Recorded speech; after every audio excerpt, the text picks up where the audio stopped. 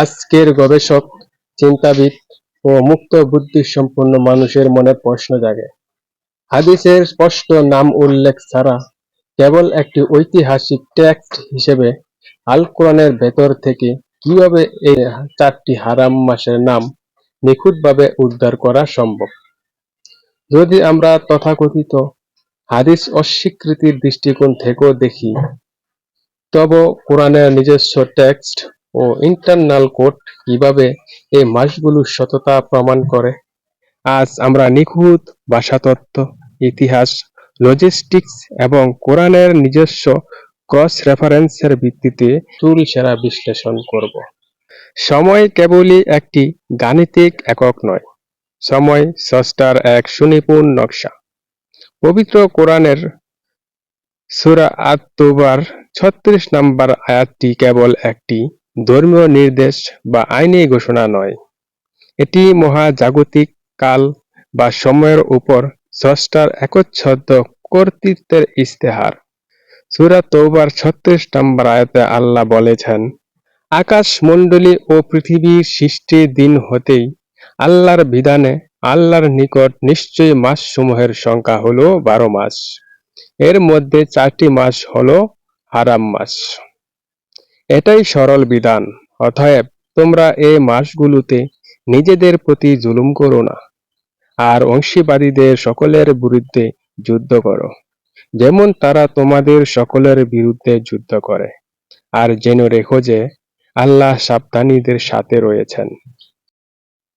আল্লাহ কেন কোরআনে 4টি হারাম মাসের নাম উল্লেখ করে দিলেন না? এর উত্তর লুকিয়ে আছে কোরআনের অবতীর্ণ হওয়ার নিজস্ব ব্যাকরণে। ইসলামের উসুল বা আইনশাস্ত্রের একটি বড় নিয়ম হল, কোরআন কোনো শূন্যস্থানে অবতীর্ণ হয়নি। কোরআন এমন একটি সমাজের ভাষা ও সংস্কৃতিকে ব্যবহার করেছে যা আগে থেকেই বিদ্যমান ছিল।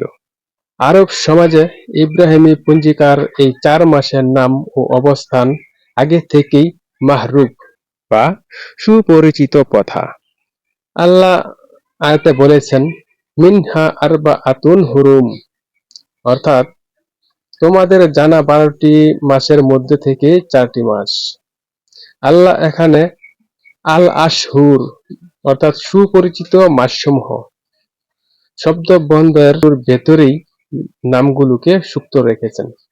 যদি আল্লাহ নতুন কোনো নাম দিতেন, তবে আরবের মানুষ তা প্রত্যাখ্যান করে বলতো, আমরা এই মাসগুলোকে চিনি না। কিন্তু কোরআন নাজিলের পর মক্কার কোনো কাফের বা মদিনার কোনো ইহুদি এই প্রশ্ন তোলেননি যে 4টি মাস কোনগুলো, কারণ তাদের চলমান পঞ্জিকাতেই এই 4টি মাস নির্ধারিত ছিল। কোরআন এখানে কোনো নতুন নিয়ম বা জটিলতা তৈরি করেনি। এবার আসুন নিখুঁত গাণিতিক ও ভৌগোলিক সমীকরণে। সূরা বাকারার 197 নম্বর আয়াতে আল্লাহ বলেছেন, আল হাজ্জু আশহারুম মাহলুমাত, অর্থ হজের মাসসমূহ নির্দিষ্ট ও সুপরিচিত। এবং সূরা তওবার 3 নম্বর আয়াতে আল্লাহ বলেছেন, ইয়াউমাল হাজ্জিল আকবার, মহাহজের দিন, যা আরবে জিলহজ মাসের 9 ও 10 তারিখ হিসেবে উদযাপিত হতো।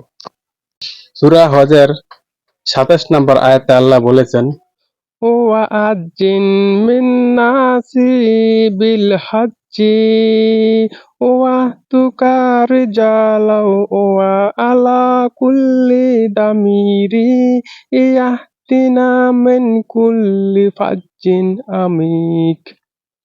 আর মানুষের নিকট হজের ঘোষণা দাও, তারা তোমার কাছে আসবে পায়ে হেঁটে এবং কৃষকায়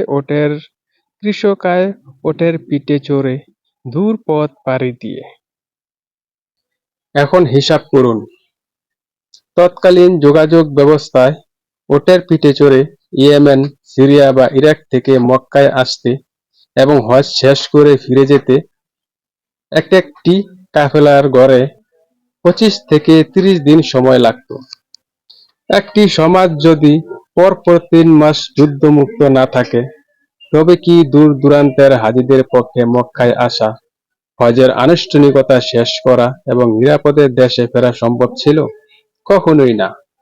যদি জিল হজের আগের মাস এবং পরের মাস নিরাপদ বা হারাম না হতো, পথের মধ্যেই হাজিরা লুণ্ঠিত বা নিহত হতেন। অতএব হজের মূল মাস জিল হজ, তার আগের যাতায়াতের মাস জিলকদ এবং তার পরের প্রত্যাবর্তনের মাস মুহররম। এই তিনটি মাস যে পরপর বা ক্রমান্বয়ে হারাম হতে বাধ্য, তা কোনো হাদিসের বিবরণ নয়, কোরআনে বর্ণিত হজের বিধানকে পৃথিবীতে বাস্তবায়ন করার একমাত্র লজিস্টিক্যাল ও বাস্তবসম্মত পথ। সূরা তওবার ৩৭ নম্বর আয়াতে আল্লাহ বলেন, নিশ্চয় কোনো মাসকে পিছিয়ে দেওয়া কুফরি বৃদ্ধি করে। এর দ্বারা কাফিররা পথভ্রষ্ট হয়। তারা একটি বছর হালাল করে এবং আরেকটি বছর হারাম করে, যাতে তারা আল্লাহ যা হারাম করেছেন তার সংখ্যা ঠিক রাখে।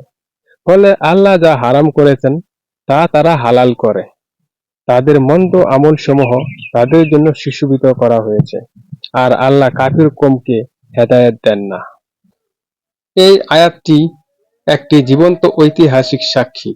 কাফেররা জিলকদ ও জিলহজ এই দুই মাস যুদ্ধ বন্ধ রাখার পর হজের ঠিক পরের মাসটিতে আক্রমণ করতে চাইত।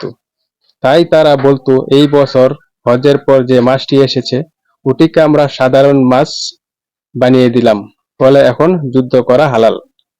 আর এর বদলে বছরের শেষের দিকে অন্য একটি মাসকে আমরা হারাম বানিয়ে দেব, যাতে আল্লাহর 4টি মাসের কোটা পূরণ হয়।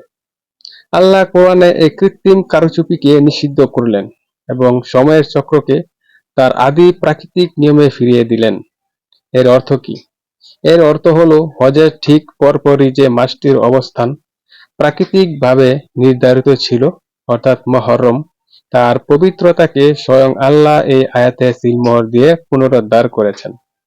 এই আয়াতটি অকাট্যভাবে প্রমাণ করে যে জিলকদ ও জিলহজের পর তৃতীয় হারাম মাসটি হলো মুহররম, এছাড়া আর কিছুই নয়। এবার চতুর্থ মাসটি খোঁজার পালা। কোরআনের ব্যাকরণগত বুনন কতটা অলৌকিক তা এই বিশ্লেষণে স্পষ্ট হবে। কোরআনে যেখানেই হজের মৌসুমের হারাম মাসগুলোর কথা এসেছে সেখানে বহুবচন, যেমন আশহারুম মালুমাত বা আরবাআতুন হুরুম ব্যবহৃত হয়েছে। কিন্তু সূরা বাকারার ২১৭ নম্বর আয়াতে আল্লাহ বলেছেন, ইয়াসআলুনাকা আনিশ শাহরিল হারামি কিতালিন ফিহি কুল কিতালান ফিহি কাবীর। তারা আপনাকে পবিত্র মাসটি সম্পর্কে জিজ্ঞেস করে যে তাতে যুদ্ধ করা কেমন? বলুন, তাতে যুদ্ধ করা বড় অপরাধ। খেয়াল করুন, এখানে আল্লাহ আশ-শাহরুল হারাম শব্দটি একবচনে ব্যবহার করেছেন। এর মানে কি?